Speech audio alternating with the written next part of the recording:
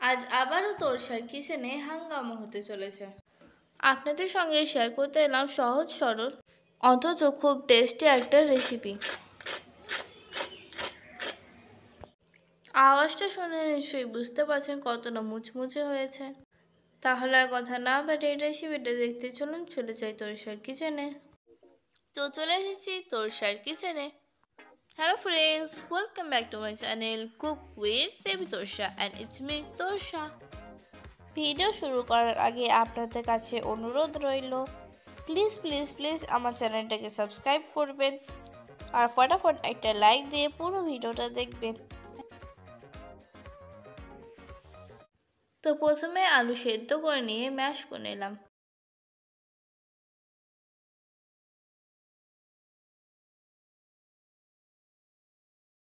এখন এর মধ্যে একে একে মিক্স করছি স্বাদ মতো লবণ, ভাজা জিরে গুঁড়ো, ধনে গুঁড়ো, হলুদ গুঁড়ো,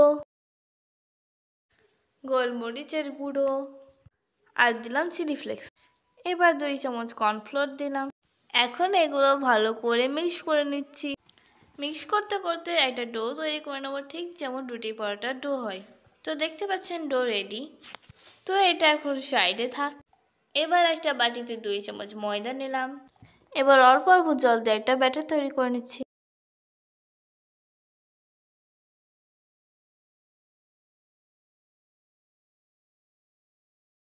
ব্যাটারের থিকনেসটা আপনারা ঠিক বুঝতে পারছেন। এবার এখান থেকে কিছুটা পোর্শন নিয়ে প্রথমে গোল করে ফির চ্যাপটা করে একটা আঙুলের সাহায্যে মাঝখানে ফুটো করে দিলাম। দেখে নিশ্চয়ই বুঝতে পারছেন। তো এইভাবে একটা ডোনাটের শেপ দিয়ে দিলাম।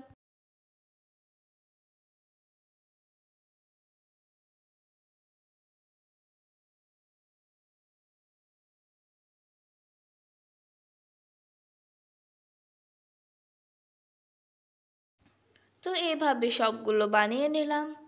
এবার দেখতে পাচ্ছেন এখানে কিছু ব্রেড ক্রাম্বস নিয়েছি। এবার একটা করে ডোনাট নিয়ে প্রথমে ময়দার ব্যাটারের মধ্যে ডোবালাম, তারপর ব্রেড ক্রাম্বস দিয়ে কোট করে দিচ্ছি। এবার গ্যাসে কড়াই বসিয়েছি। কড়াইয়ে দিয়ে দিলাম সর্ষের তেল। তেল গরম হলে ডোনাটগুলো একে একে ছেড়ে দিচ্ছি। বেশি নাড়াচাড়া করার দরকার নেই, তাহলে ভেঙে যেতে পারে। একটা সাইড হয়ে গেলে পাল্টি করে দিচ্ছি। গ্যাসের ফ্লেমটা মিডিয়াম থাকবে। এপিট ওপিট করে গোল্ডেন ব্রাউন করে ভেজে নিলাম। ভাজা হয়ে গেছে, এবার তুলে নিচ্ছি। আমি সবসময় আপনাদের কাছে অনুরোধ করব, বাইরের কেনা খাবার এড়িয়ে চলুন।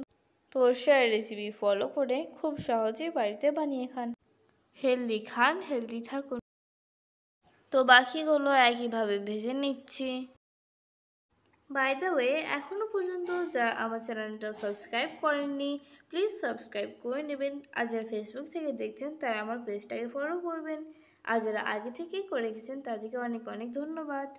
আমি সবসময় চেষ্টা করি সহজ সরল রেসিপিগুলো আপনাদের সঙ্গে শেয়ার করতে, যাতে আপনাদের সময় ও পরিশ্রম দুটোই কম লাগে। আজকের সেরা কমেন্ট হলো এটা। আপনাকে অনেক অনেক ধন্যবাদ আমাকে ভালোবাসা দেওয়ার জন্য আর পাশে থাকার জন্য। আশা করি পরের ভিডিওতে আরও লাইক কমেন্ট করবেন। Ten ten, it's ready. তাহলে দেখলেন তো কত সহজ রেসিপি। ভিডিওটা যদি ভালো লাগে তাহলে লাইক শেয়ার করবেন। আজ এই পর্যন্তই। দেখা হবে পরের ভিডিওতে নতুন কোনো রেসিপি নিয়ে। টিল দেন টাটা, ভালো থাকবেন।